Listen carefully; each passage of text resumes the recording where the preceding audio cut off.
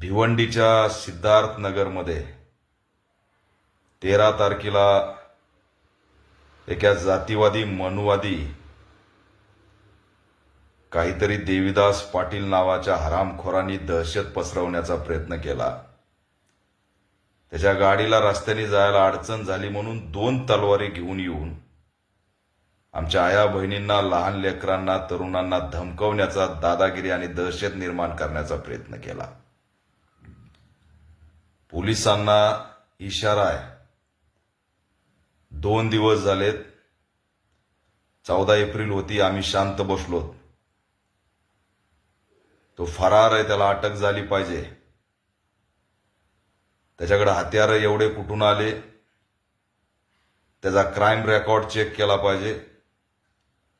त्याला त्या दिवशी काय घडवायचं होतं, राज्यामध्ये दंगली करण्यासाठी त्याला कुणी पाठवलं होतं का, त्याचा मास्टरमाइंड कुणी आहे का, तो कोणत्या विचारधाराशी निगडीत आहे, या सगळ्याची सखोल चौकशी झाली पाहिजे आणि त्याला काही तासात अटक झाली पाहिजे.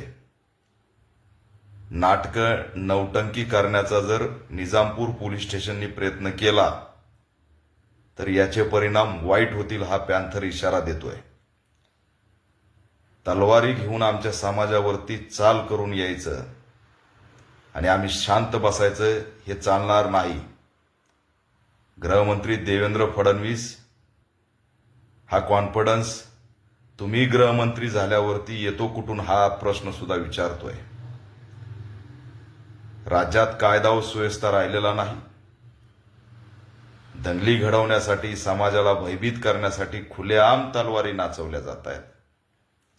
आम्ही सोडणार नाहीत. तात्काळ पोलिसांनी अटक करावी आणि त्याला जर कुणी पाठीशी घालण्याचा किंवा राजकीय दबावाच्या माध्यमातून कुणी प्रयत्न करत असेल तर या सगळ्यांना आम्ही सोडणार नाहीत. भिवंडीतील सिद्धार्थनगरमधील समाज बांधवांना आव्हान करतो, भयभीत होऊ नका. तलवारी दाखवल्यात, एवढं लक्षात ठेवा की सोडणार नाहीत. कायद्याच्या कचाट्यात